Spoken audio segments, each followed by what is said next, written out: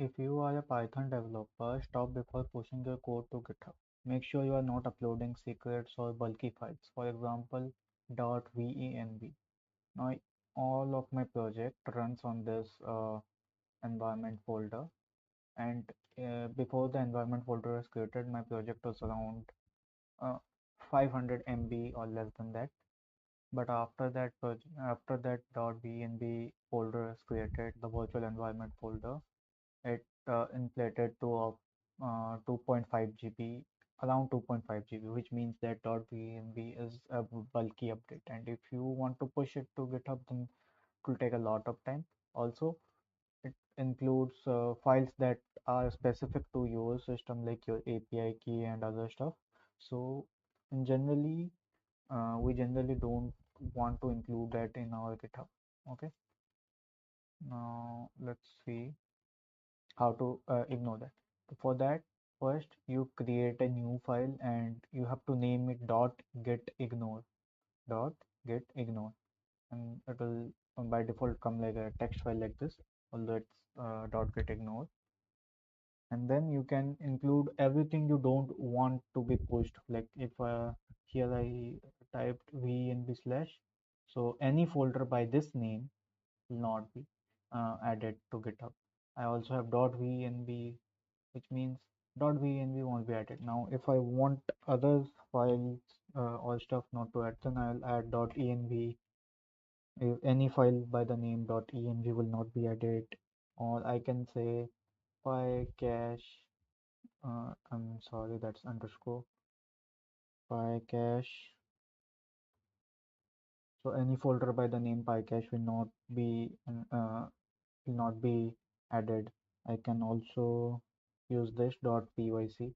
So any pyc type Python cache type file will not be evaluated. If I just simply come and write star, that means this entire anything in this folder and this directory will not be taken, which I don't want. If I like star.java, then any Java file will not be uploaded. So that's the basic syntax. You save it, and then you can add all the files you want. This makes your git ignore your environment folder, cache files, and the env files. Whatever you have written will be ignored, and your stuff like API keys and passwords will be secure. Now, after that, you can simply push them, add them, and push them, and add them, commit them, and push them just like default. And those files will get uh, ignored. Like for example, in this uh, repository, I have excluded the .venv, so you can see that those folders are not being pushed here. While on the other hand, they are there in the local repository, which is okay because local has that much capacity. I can keep that on my local. Now let's say that if you have by mistakenly already committed those changes and you want to remove those, then you can run this commands get rm for remove and cache it and the file name, like for example .env or .venv. If it's a folder, then slash, then it will automatically remove. And if you want, then you can also use the -r uh, parameter. Okay, this is the basic stuff you can do, and it will remove the cached files and all the stuff that you have added by mistake, which you now want to remove. And then you can commit and push it again.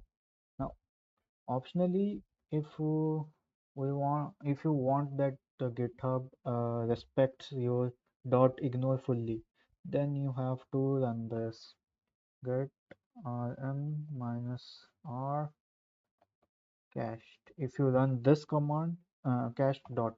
If you run this command, then uh, if you run this and then you add and commit again, then uh, your entire repository will be rechecked as per your .gitignore file along with that, and that's it. With that, your repo stays clean, your secrets stay local, and your projects stay professional. Now, that's it for the video. Thank